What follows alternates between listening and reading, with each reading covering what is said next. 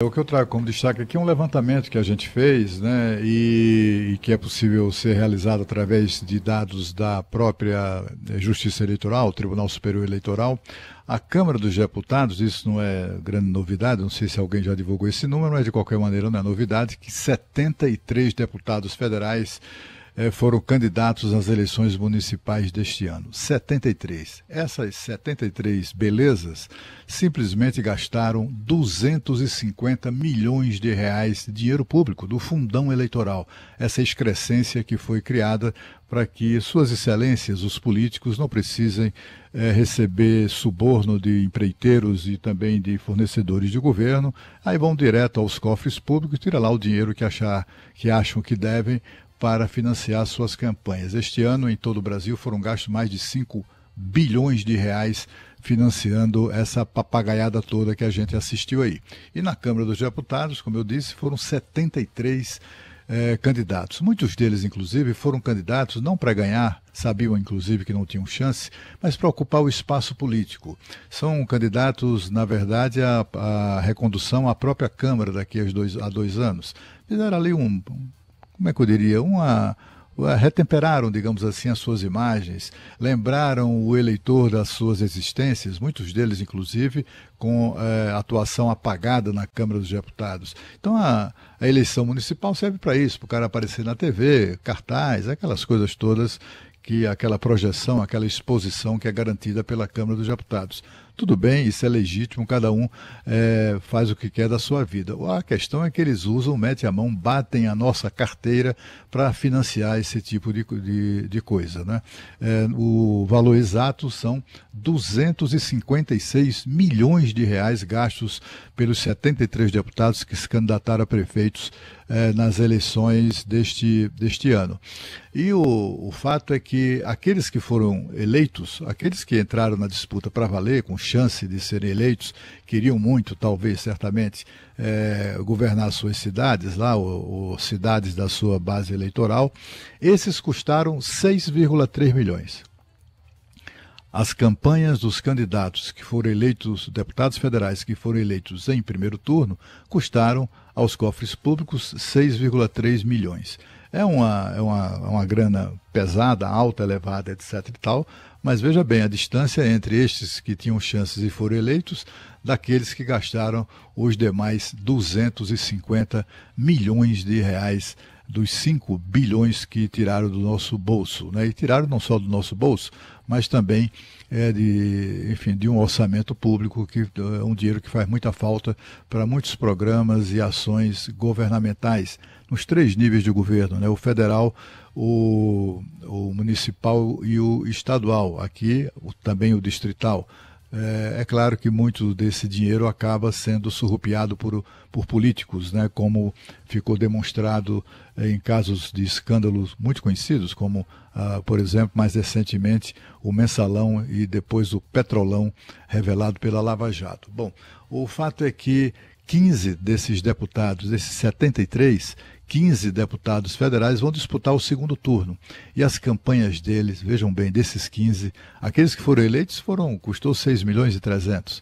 Esses 15 vão gastar, no final das suas campanhas, 110,6 milhões de reais.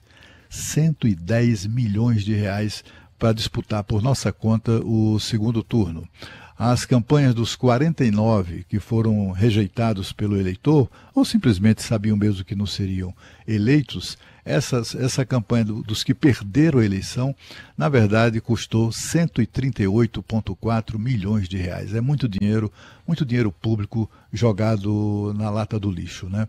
Ou no ralo, né? É um dinheiro que não se recupera. A lata do lixo até se recuperaria, mas é dinheiro que sai pelo ralo, né? O candidato deputado federal que mais gastou dinheiro público com recursos do fundão foi Guilherme Boulos, do PSOL em São Paulo. Esse, pelo menos, está na disputa ainda, né? Mas a campanha dele, olha, 46,1 milhões de reais. Tudo isso tirado do nosso bolso. E teve o caso também, caso único, diga-se de passagem, de um deputado do Acre, Gerlen Diniz, do Partido Progressistas, que foi eleito prefeito de Sena Madureira, um dos municípios mais importantes lá do Acre.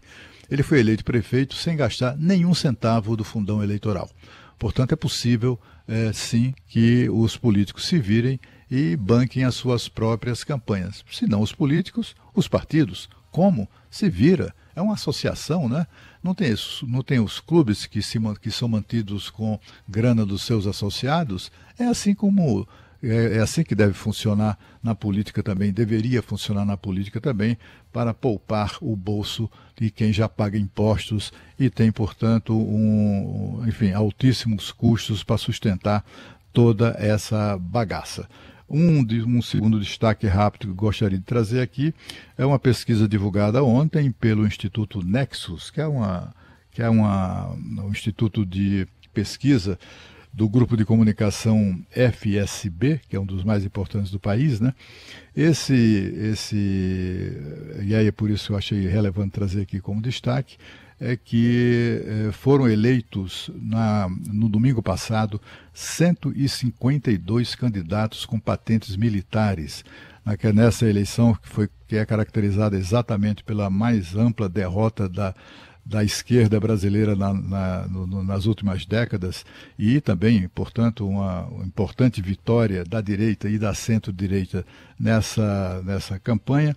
Exatamente nessa eleição houve essa vitória de 152 candidatos com patentes militares, do sargento ao general. Enfim, quem tinha patente militar no nome foi computado por esse levantamento feito pelo Nexus, utilizando-se de dados do próprio Tribunal Superior Eleitoral. Detalhe que é um recorde nos últimos 24 anos e um aumento de número de militares eleitos de 13% em relação à eleição de 2020. O PL elegeu 52 militares. O Republicanos elegeu 18 e o MDB 16 candidatos com patente militar. O recorde anterior, em 2020, foram 134 militares eleitos. E estamos falando 2020, ali era o auge do início, né, do governo de meados, né, já do governo de Jair Bolsonaro. E apesar disso, a eleição deste ano foi ainda mais significativa. É muito bom que militares que eventualmente queiram exercer cargo público, né, que o façam através de eleições, que o façam legitimando o seu papel através do voto. Isso é que torna tudo muito positivo, né? Dados do TSE citados pelo Instituto Nexus mostram que 112 militares foram eleitos entre 2020 e 2024. Portanto, esses 152 representam um crescimento de 36% de participação de militares em cargos eletivos. No ano de 2000, por exemplo, a participação ainda era um tanto quanto modesta, ali à volta de 700 militares candidatos. Em 2024, isso passou para 1.200, mais de 1.200, um aumento, portanto, de 70% de candidatos militares. O curioso é que o desempenho dos militares, o número de eleitos pelos militares é superior ao número de eleitos, por exemplo, por qualquer outro partido desses puxadinhos do PT, tipo Rede, PV, PCdoB, etc. Os militares elegeram mais pessoas do que esses partidinhos. E mais é claro, do que, sobretudo, o próprio PSOL, que não elegeu ninguém no primeiro turno.